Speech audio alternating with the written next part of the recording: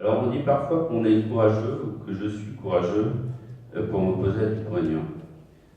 Un homme qui a tant fait pour notre ville, un homme très bien élu, un homme qui a failli être président de la République. Ben, je vais vous dire, je voulais commencer mon speech par ça, c'est tout le contraire. C'est en fait très facile pour moi de m'opposer à M. Dupont-Aignan pour une raison toute simple, c'est que tout nous oppose. Sur la forme d'abord. J'aime souvent dissocier la forme du fond. Et sur la façon dont M. Dupont-Aignan fait de la politique, qui est très différente de la mienne, au même niveau, et j'imagine de la plupart d'entre vous. Enfin, peut-être que vous la concevez, ou si vous n'en faites pas, de façon active. D'abord, M. Dupont-Aignan est un autocrate. Moi, je suis un démocrate. Je ne fais pas partie, comme lui, de ces hommes politiques qui savent tout sur tout, qui décident de tout, sans écouter personne, qui font beaucoup d'affichage, des faits de manche, qui privilégient toujours la forme au fond. Le tape à l'œil est utile, ce qui se voit à ce qui ne se voit pas. Par exemple, sur quelques outils qu'il a mis en place, alibi d'une soi-disant démocratie locale, qu'est-ce qu'on constate aujourd'hui? Des comités de quartier qui fonctionnent comme des syndics de propriété, et là je voudrais rendre à César ce qu'est César, je remercie Romain de l'expression, tu l'avais utilisée pour l'agglo, mais je la reprends pour les comités de quartier, il faut voir quand même comment ça se passe. Un conseil municipal jeune qui ne sert en fait qu'à faire beau sur la photo, sur les photos, un journal municipal que j'appelle pour ma part le journal des bisounours, parce qu'il n'y a jamais aucune misère, hein, des frontières qui nous préservent heureusement ailleurs de toute misère, et que mon ami Bernard, j'ai remis mes lunettes, je ne le vois pas, lui il appelle la Pravda, mais en fait il devrait plutôt s'appeler le journal du maire, non pas le journal des Irois, parce que ce n'est pas le journal des Irois, ce ne sont que quelques exemples parmi d'autres. En tout cas, ce que je voulais vous dire pour commencer, c'est que quand nous serons élus, il nous faudra d'abord remettre en place un vrai fonctionnement démocratique dans cette ville. Une vraie relation démocratique entre les Irois et les élus. Cela sera une condition nécessaire pour redonner à la ville, à notre ville qui n'en a plus beaucoup. Alors pour cela, vous avez vu dans notre projet, on va signer, on s'engage en tout cas à le faire, à signer un certain nombre de chartes. C'est pas pour faire beau, c'est pour réellement avoir un comportement démocratique. Mes prédécesseurs à ce micro en ont parlé, irréprochable vis-à-vis des citoyens irois. Or, je peux d'abord vous rassurer, donc mes colistiers et moi-même n'avons pas de courage particulier à nous opposer à un homme dont la conception de la démocratie n'est pas forcément la nôtre. Je passerai sur un certain nombre de turpitudes que nous connaissons actuellement pendant la campagne, parce que je risque d'être un petit peu long. Et on a d'autant moins de courage que je considère que M. Dupont-Aignan est un homme du passé. Un homme aux méthodes et aux idées du passé. Je pense que vous connaissez ses idées sur le front. Je crois que moi aussi, je ne scinde pas la personne publique au plan national de la personne locale. Vous connaissez ses idées sur l'économie, sur l'Europe, sur le mariage pour tous. Alors, juste une anecdote, parce que je pense qu'un certain nombre d'entre vous ne le savent pas. La première proposition de loi qu'il a passée à l'Assemblée lors de cette mandature actuelle, c'est pour demander le changement de statut du cheval. Pourquoi pas? Du cheval, oui. Du cheval.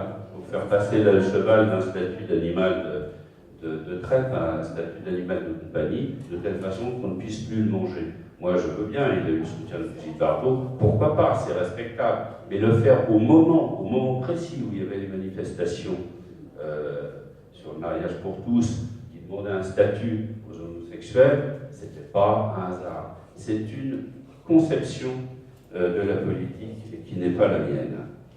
Je considère que ce qui nous différencie est très simple et ce qui fait que vraiment je ne besoin aucun mérite particulier à combattre, c'est que M. Dupont-Aignan est un homme figé dans le XXe siècle et que moi, comme la plupart d'entre vous, je pense, nous sommes engagés résolument dans le XXIe. Alors, encore une chose quand même, avant d'aborder le fond, qui a été évoqué aussi par Alain, par Jérôme, Romain, je voudrais dénoncer une imposture qui consiste à laisser croire que la posture nationale de M. Dupont-Aignan, proche, nous le savons, de l'extrême droite, n'aura aucune incidence sur sa gestion locale, comme si sa vision de la société hiéroise n'avait rien à voir avec sa vision de la société française. C'est absurde. Moi, je vous donne mon sentiment, vous avez le droit évidemment de ne pas le partager. Ses choix, ses priorités locales, sa vision pour hier sont naturellement étroitement liées à sa vision de la société française, qui est, nous le savons, réactionnaire, conservatrice, libérale. Cette vision n'est pas la nôtre. Et il est temps, je pense, en tout cas moi je le fais, de dénoncer le discours que les élections municipales ne seraient pas politiques, comme si la politique ne concernait que le national et pas le local. Tout est politique. Alors c'est un procédé classique, hein, je le sais, que de mettre son drapeau dans sa poche en espérant ratisser le plus large possible, hein, surtout dans les périodes où la politique, comme aujourd'hui, a mauvaise place dans l'opinion. Et je sais aussi que ce n'est pas spécifique à la droite. En tout cas, ce n'est pas ma conception. Entretient le sentiment chez les Français que la gauche et la droite c'est pareil et qu'il n'y aurait qu'une seule façon de gérer une collectivité de 30 000 habitants, c'est une tromperie, une escroquerie intellectuelle qui contribue à tirer la politique vers le bas et à favoriser les extrêmes. La droite et la gauche, ce n'est pas pareil. M. Dupont est un homme de droite, Madame Ractemadou est une femme du centre, ce qui est tout à fait respectable, mais elle ne le dit pas, et je suis un homme de gauche. Donc derrière certains discours démagogiques aujourd'hui, voire de temps en temps un populiste, les choses sont claires. J'ajouterais que tous les candidats de la liste hier avant tout, qu'ils soient encartés ou non, la plupart ne le sont pas d'ailleurs, hein, ont forcément toutes et tous la tête et le cœur à gauche. Alors la transition avec le fond, avec la gestion municipale de M. Dupont-Aignan, c'est facile en fait. Franchement, est-ce que vous pensez qu'un homme de gauche aurait géré notre ville comme l'a géré M. Dupont-Aignan pendant 19 ans? Alors je vais vous donner quelques exemples parmi les plus représentatifs et qui dans le même temps en fait vous présenteront les grands axes de notre projet, parce qu'on est aussi là pour ça, de vous présenter notre projet. Et vous verrez que notre projet propose des réponses, des solutions à tous les déséquilibres, en tout cas ce que je considère être des déséquilibres et un certain nombre d'injustices qui procèdent de 19 ans de gestion de M. Dupont-Aignan, et que notre projet s'appuie avant tout sur une autre vision de la ville, une autre vision du vivre ensemble. Pensez-vous, par exemple, que si un homme de gauche avait géré notre ville depuis 19 ans, les Hiérois seraient obligés aujourd'hui de la quitter? J'en connais, ce n'est pas un effet de tribune, du fait d'une pression fiscale qui nous met à la première place des 450 plus grandes villes françaises. Je crois qu'on est à peu près à la 250e en taille, mais on est donc dans les 450 plus grandes villes françaises. Je vous rappelle que la taxe d'habitation plus la taxe foncière, en moyenne, ailleurs, c'est plus de 3 000 €, 3 057 exactement, alors que dans les autres villes, elle est en moyenne de 1 800 €. Vouloir baisser la pression fiscale, vous le voyez sur notre programme, sur notre projet, ce n'est pas un engagement démagogique. C'est une nécessité sociale. Et nous la réaliserons, nous saurons comment la réaliser. D'abord en faisant des économies, j'y reviendrai, en réalisant un certain nombre d'investissements productifs qui n'ont jamais été faits, en mettant en œuvre les conditions nécessaires pour attirer des entreprises et de l'emploi, bref, en faisant ce que n'a jamais fait M. Dupont-Aignan, qui a aussi la compétence comme président de l'AGLO, d'ailleurs de l'emploi. Donc, allez dire aussi que la droite et la gauche, ce n'est pas pareil, aux familles hiéroises qui, dès lors que le père et la mère gagnent chacun 1 850 €, il y a un petit peu plus que la moyenne, mais ce qui n'est pas non plus extrêmement élevé, et qui ont 2 enfants, sont déjà dans la tranche la plus haute du quotient familial pour tous les services qui sont rendus par la municipalité. Est-ce que c'est normal? On a 6 tranches dans toutes les autres villes, il y en a au moins 10, 12. Alors, je ne connais pas mes voisins, je sais qu'à Manchemont, il y en a 12. En tout cas, peuvent-elles penser, ces familles hiéroises, que si la gauche avait géré notre ville, cela se serait passé comme ça? Certainement. Nos priorités ne sont pas les mêmes. Allez dire aussi qu'une autre politique est possible ailleurs aux jeunes Hierrois. J'en vois quelques-uns dans la salle, à qui la municipalité n'a jamais rien proposé. On est une ville de 30 000 habitants, il n'y a rien. Moi, j'ai des enfants qui me disent que pour s'occuper, ils sont obligés de sortir de la ville, d'aller à Draveil, Couplaville, Bretigny, Sévigny, Rixor, Nice. Il n'y a rien. Le jeune est un danger. Nous réintégrerons la jeunesse dans le tissu social hierrois. C'est encore une différence. Allez dire aussi aux Hierrois qui ne peuvent plus se déplacer dans la ville sans être observés par une caméra de surveillance qu'une autre politique est possible. Oui, Jérôme, nous sommes sur les lignes. Alors, M. Dupont-Aignan propose dans son projet de doubler le parc de caméras existant, qui est déjà très important, et il clame partout qu'on est contre. En conseil municipal, j'ai jamais été contre la vidéosurveillance. Mais il faut le faire avec discernement. Visiblement, lui n'a toujours pas compris, ou alors il fait semblant de ne pas comprendre, que l'efficacité de la vidéosurveillance, la vidéoprotection maintenant, n'est pas forcément proportionnelle au nombre de caméras installées, mais à leur localisation et à leur exploitation. On est déjà très très haut. Aujourd'hui, il veut doubler le parc, et ça coûte très très cher. Il y a 6 agents qui sont derrière la caméra aujourd'hui. Vous verrez d'ailleurs dans notre projet, il faut aussi notre droit déploiement de la sécurité ailleurs. Allez aussi dire pendant les 12 jours qui nous restent que la gauche, donc ce n'est pas la droite, et que je ne suis pas Nicolas Dupont-Aignan, aux parents hierrois qui ne trouvent pas d'accueillant de place en crèche pour leurs jeunes enfants. Alors aujourd'hui, M. Dupont-Aignan clame sur tous les toits avoir créé de très nombreuses places pendant ses 3 mandats, dont 50 le mois dernier, avec l'ouverture d'une crèche naturellement privée. Alors, ce qu'il ne dit pas, c'est que dans le même temps, il n'a jamais remplacé les 88 assistantes maternelles des crèches familiales qui sont parties depuis son arrivée, et que, en fait, le solde, c'est concret, vous voyez, on n'a pas mis tellement de chiffres, mais je pense que, par rapport à d'autres candidats hier, en tout cas, ceux qu'on a indiqués sont tout à fait factuels, ils peuvent être vérifiés. Le nombre de places réellement créées en 19 ans, c'est 9. À peu près. Moi, je considère que c'est une insulte faite aux jeunes parents qui, compte tenu notamment du montant de leurs impôts, auraient pu espérer au moins un peu plus de considération du maire sortant. Comme le dit mon voisin, 9 places créées en 19 ans, ça fait une demi-place par an. Il faut être fier. Alors, je me suis aussi permis d'insister un petit peu sur ce point parce que c'était le thème de la tribune que M. Dupont-Aignan a refusé de publier dans la Pravda ce mois-ci, au prétexte que je leur ai envoyé trop tard, ce qui est faux. Comme ça, il y aura eu quand même quelques Hierrois qui auront eu la connaissance de cette tribune.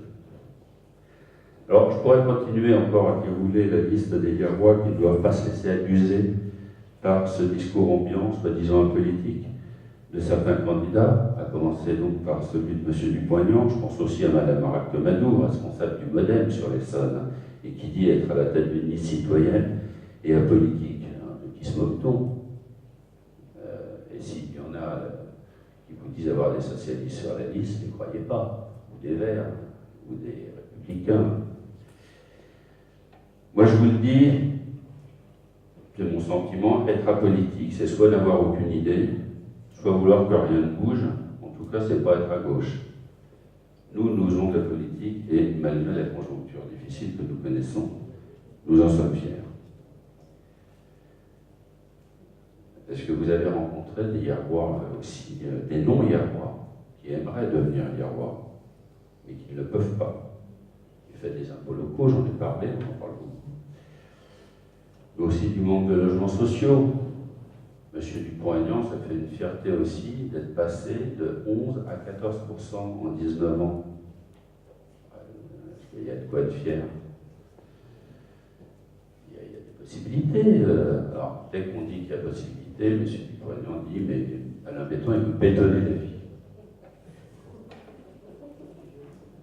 On peut très bien réaliser des petits appartements accessibles, comme à Crône ou à Boussy, accessibles aux jeunes, qui s'inscrivent parfaitement dans le paysage. Alors bon, on pense que dans certains endroits, on peut avoir 5 étages plutôt que 4 pour limiter la surface. Voilà, c'est ça le bétonnage. Non, M. Dupont-Aignan veut une ville de riches, pour les riches. D'ailleurs, j'ai l'impression qu'ils s'en cachent même plus. En tout cas, moi, des non-Yarrois qui auraient aimé être Yarrois, j'en ai rencontré encore hier matin au marché des Rivelières. Vous savez, le marché provisoire depuis plus de 10 ans. Est-ce que vous pensez vraiment que ces non-Yarrois qui auraient aimé devenir Yarrois peuvent penser qu'une municipalité de gauche aurait eu et aura la même politique à leur égard que celle de Dupont-Aignan, bien sûr. Allez dire aussi aux Yarrois qui disposent aujourd'hui d'une offre culturelle non seulement médiocre, et j'assume totalement ce que je dis, mais chère, et destinée pour une grande partie aux seniors, ce qui est très bien, hein, il faut évidemment faire beaucoup de choses pour les seniors. Mais allez leur dire qu'il y a des solutions pour le même prix, pour mettre en place une offre variée pour tous les goûts, qui soit pluridisciplinaire. Allez leur dire, qui soit accessible financièrement. Parce que les spectacles au CSC sont généralement beaucoup plus chers que la moyenne dans les autres villes. Allez dire aussi aux Yarrois qui ont du mal à joindre les deux bouts, parce que bon, ça vous ne le verrez pas dans la Pravda, mais ça existe, et qui voient la municipalité dépenser des fortunes dans des dépenses inconsidérées, qu'une autre gestion est possible. Alors, les dépenses tape à l'œil, on en a déjà parlé, c'est un peu la spécialité de M. Dupont-Aignan. Je ne vais pas revenir trop longtemps sur l'exposition Caillebotte. Pour certains, ce sera 1 million, pour d'autres, 3 millions. Quoi qu'il en soit, moi, quand je dis plusieurs millions d'euros en temps de crise pour une ville comme la nôtre, c'est peut-être pas forcément raisonnable. Est-ce qu'on me répond? On me répond, mais ça ne coûtera rien, c'est des subventions. Parce que les subventions, c'est pas nous qui les payons. C'est une drôle de mentalité, quand même. Sur cette exposition Caillebotte, d'ailleurs, je suis beaucoup plus proche de ce qu'on pense, Mme Arac de Madou, sur le fait qu'on n'est pas loin quand même d'avoir la potentialité d'un risque d'un nouveau Triton. Hein. Alors là, elle a sorti récemment un tract, c'est plus 3 millions, c'est 160, parce qu'il dit que c'est en zone inondable. Les permis de construire, on ne les a pas eus, donc s'il y a une catastrophe, on va payer l'étoile. Enfin, quoi qu'il en soit, c'est relativement illustratif de ce qui nous différencie aussi avec le Dupont-Aignan, c'est que le seul projet culturel qu'il a sur cette ville tourne et a toujours tourné autour de Caillebotte. Maintenant, c'est de faire un musée. Ça va bien, hein, pour l'homme du XXe siècle. Il y a beaucoup d'autres choses à faire. Autre dépense inutile, parce qu'il va falloir faire des économies. On ne va pas pouvoir réduire les impôts, d'abord. Les choses vont se faire progressivement, on n'est pas des magiciens, mais il y a beaucoup de dépenses inutiles qu'on va pouvoir réduire. La vidéoprotection, j'en ai parlé. Le système tel qu'il est mis en place est extravagant. Il en faut, évidemment. Alors, il y a des petits détails. On a parlé sur notre projet. Enfin, c'est aussi des petites rivières qui font les fleuves. Hein. Ça va jusqu'à l'escalier qu'il a fait dans la mairie. Là, on n'est pas à Versailles, ici. Hein. Il y a des dépenses d'embellissement qui sont colossales. Moi, je le sais en tant que conseiller municipal. Hein. Le nombre de délibérations que j'ai vues pour embellir. Il faut avoir une belle ville, évidemment. Mais on peut avoir en proportion une ville vraiment aussi belle et en dépensant beaucoup moins. D'ailleurs, vous pouvez voir sur le. Alors, je ne vais plus l'appeler la Pravda, je vais l'appeler le journal du maire, mais autant il mettra souvent en évidence les 30 jardiniers de la ville, autant les ATSEM ou ce genre de personnel, ça, par contre, n'y paraît jamais.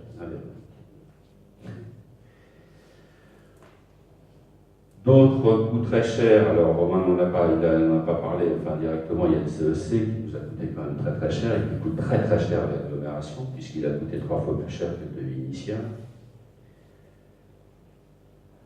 Vous pouvez aussi aller dire, dans les 12 jours qui nous restent, aux commerçants yarrois et à l'Intermarché, qu'une autre politique que celle de M. Dupont-Aignan est possible, que s'il est réélu, ils devront subir la concurrence à la fois inutile et dangereuse d'un Leclerc à la gare. Alors c'est un point qui a fait beaucoup de débats pendant la campagne. Nous pensons que c'est une idée totalement farfelue. Nous sommes évidemment pour la concurrence, mais à partir du moment où elle est à la fois bénéfique aux consommateurs et créatrice d'emplois. Là, en l'occurrence, elle n'est ni bénéfique aux consommateurs, qui ont déjà tout ce qu'il faut sur place. Ça ferait une concurrence quand même assez dure, notamment pour l'Intermarché et certains commerces du centre. Mais en plus, elle serait sans doute destructrice d'emplois. Alors qu'il y a d'autres choses à faire. On a donné l'idée, par exemple, d'une surface commerciale.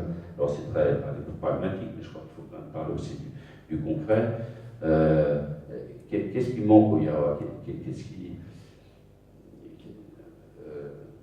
On a pensé à quelque chose, il fallait faire au moins 10 km pour l'obtenir, qui ne serait pas préjudiciable, concurrentiel au commerce yarrois, et qui serait un plus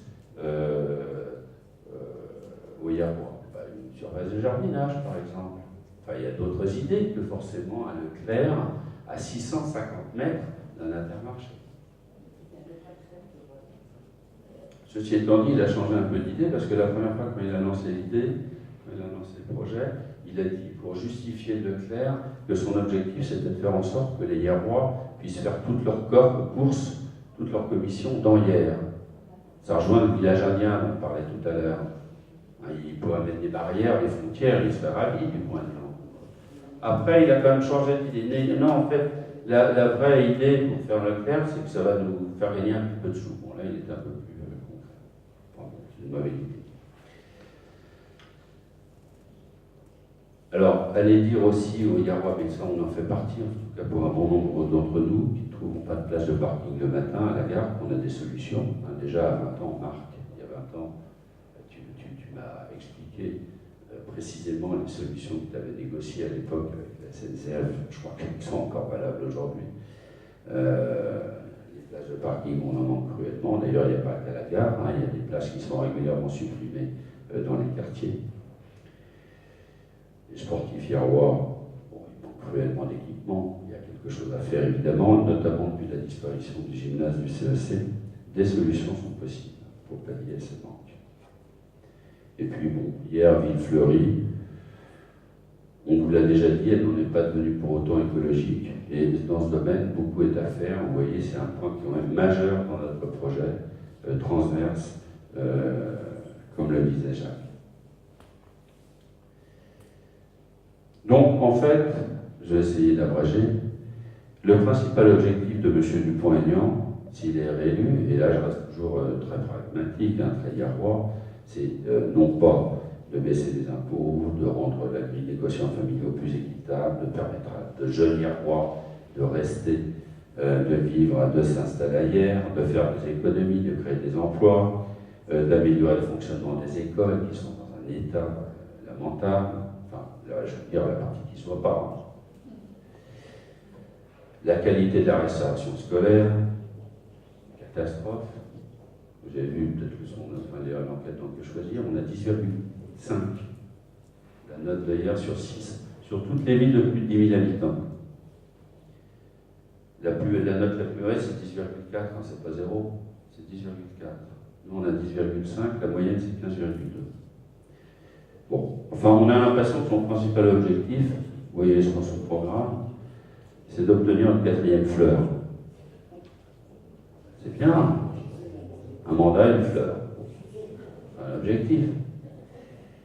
À peine caricatural. Donc je vais arrêter l'énumération des Yarrois qui auraient toutes les bonnes raisons de voter pour notre liste, c'est-à-dire tous les Yarrois. La CAVI, Romain en a parlé. C'est vrai que le déficit aujourd'hui peut aussi s'expliquer du fait que c'était important que d'une manière très réactive, les villes puissent profiter de la manne financière qui n'existe pas. Mais on a une dette colossale à la CAVI, présidée par Dupont-Aignan, 57 millions d'euros, c'est quand même pas rien. Donc un 4e mandat de M. Dupont-Aignan, et c'est encore un record de France assuré. Après les caméras, après les impôts. Donc tout cela pour vous dire, je vais en terminer ici, que je ne pense pas qu'il y ait vraiment de courage à être adversaire politique d'un tel homme, d'une telle politique, et que c'est de notre responsabilité, en tout cas ceux qui partagent les idées de la liste, c'est-à-dire avant tout dans cette salle, de notre responsabilité de dénoncer sans relâche, dans les 12 jours de campagne qui sont encore devant nous et qui sont les plus importants, cette gestion tape à l'œil, cette gestion frileuse, injuste, poudre aux yeux, cette gestion déséquilibrée de M. Dupont-Aignan et de son équipe. Notre projet, vous le verrez, je pense que beaucoup de gens ont travaillé dessus, pas seulement l'ensemble des 35 colistiers, enfin candidats, mais on s'est vraiment entouré de beaucoup de conseils. On est parti très loin. On a commencé la campagne en juin dernier lors de la fête de la ville, de façon à se donner le temps de rencontrer le maximum de Hierrois pour construire un projet qui réponde réellement à leurs besoins. Ce projet répond point par point à toutes ces injustices que je viens d'évoquer, à tous ces déséquilibres qui viennent d'être cités. Donc ce qu'on propose, c'est une autre vision pour notre ville. Un nouveau projet, une ville solidaire, c'est des mots que je ne pense pas voir dans le projet de M. Dupont-Aignan, une ville du bien vivre ensemble. Donc c'est vraiment une renaissance que je vous propose de participer en votant pour cette liste. En 19 ans, nous l'avons vu, nous avons vu notre ville changer. C'est devenu une ville triste, jolie, effectivement, mais triste. Une ville sans dynamique, sans dynamisme, sans culture. Une ville repliée sur elle-même, frileuse, qui vieillit. Donc nous avons pour objectif de remettre hier sur pied. Voilà, donc je compte sur vous pour convaincre le maximum de Hierrois que M. Dupont est un homme du passé et que nous tous ensemble, nous représentons l'avenir. Je vous remercie.